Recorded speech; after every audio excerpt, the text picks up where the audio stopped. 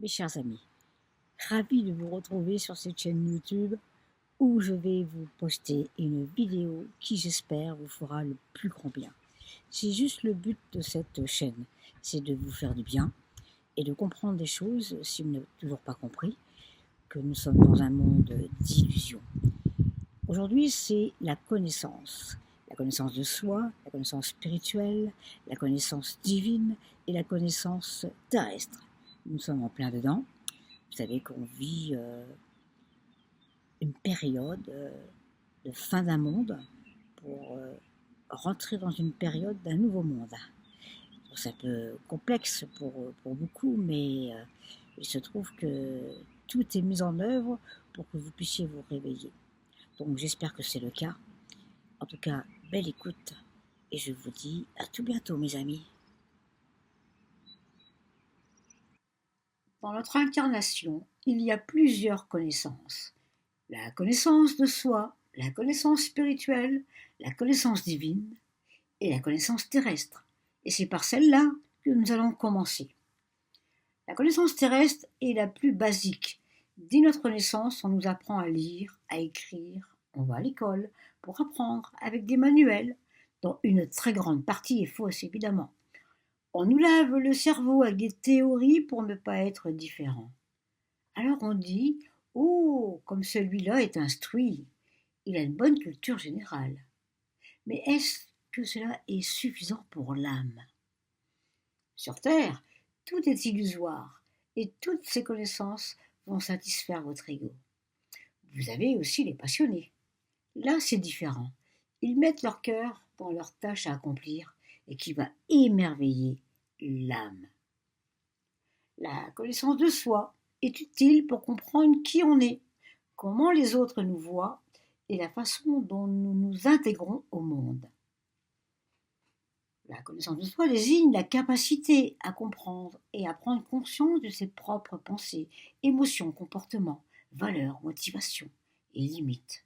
Cela inclut une réflexion sur ses expériences passées, ses croyances, ses désirs, ses forces, ses faiblesses, ainsi que la manière dont on interagit avec le monde et les autres.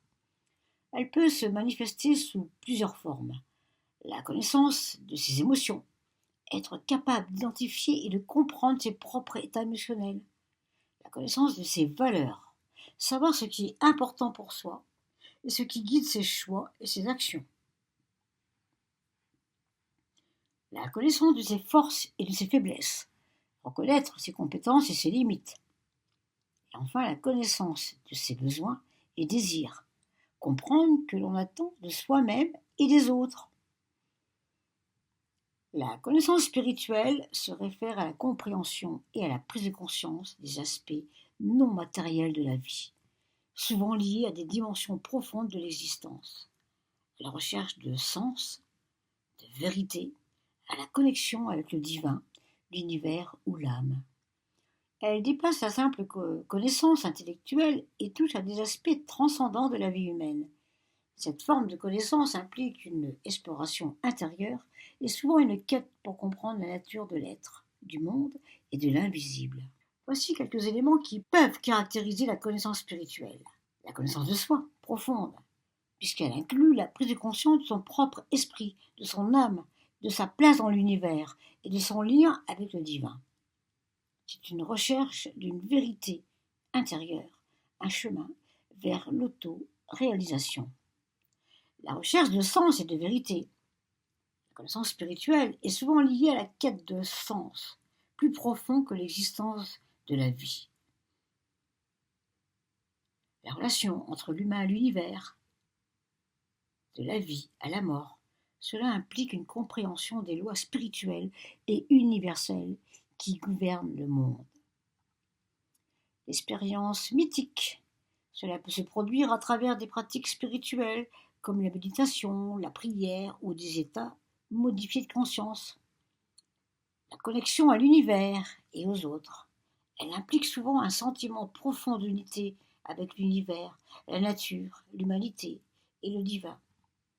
Et la connaissance spirituelle aussi cherche à développer de la sagesse intérieure. Cela peut inclure des valeurs telles que la patience, l'humilité, le lâcher-prise, le détachement des désirs matériels et la recherche d'une vie plus harmonieuse et équilibrée. La connaissance divine, le cœur, l'intuition, cette petite voix intérieure, souvent elle nous guide mieux que tout ce que on peut entendre à l'extérieur. C'est une compréhension intérieure qui dépasse les mots et les concepts. C'est aussi une approche quantique et spirituelle. Des penseurs comme Joe Dispenza relient la connaissance divine à la capacité de l'être humain à se connecter à un champ énergétique universel. Selon cette vision, en accédant à des états de conscience élevés, nous pouvons recevoir des intuitions, guérir notre corps et influencer notre réalité par notre esprit. Comme le monde fonctionne à l'envers, la connaissance divine pourrait être vue comme une manière de voir au-delà des illusions imposées par la société, les médias ou les dogmes. Elle permettrait d'accéder à une vérité plus profonde et universelle qui n'est pas altérée par la peur ou la manipulation. L'approche mystique de la connaissance divine repose sur l'idée que cette sagesse transcende le mental ordinaire et ne peut être pleinement saisie que par l'expérience directe. Elle dépasse les dogmes et les croyances pour devenir une union intime avec le divin, une plongée dans l'infini. Alors, comment approcher cette connaissance? Si tu ressens un appel vers cette dimension mystique, voici quelques pratiques qui peuvent t'y conduire. La première, c'est la méditation profonde, pour calmer le mental et ouvrir les perceptions. Le deuxième, c'est l'état modifié de conscience, par la respiration ou le jeûne. L'introspection et le silence en troisième, pour entendre votre petite voix intérieure. Et le quatrième, l'observation des synchronicités, car la connaissance divine se manifeste souvent dans des signes. J'espère vous avoir un peu plus enrichi concernant les diverses connaissances. Je vous souhaite de vous reconnaître dans toutes les connaissances et de pouvoir approfondir les lois divines et spirituelles qui gèrent notre monde.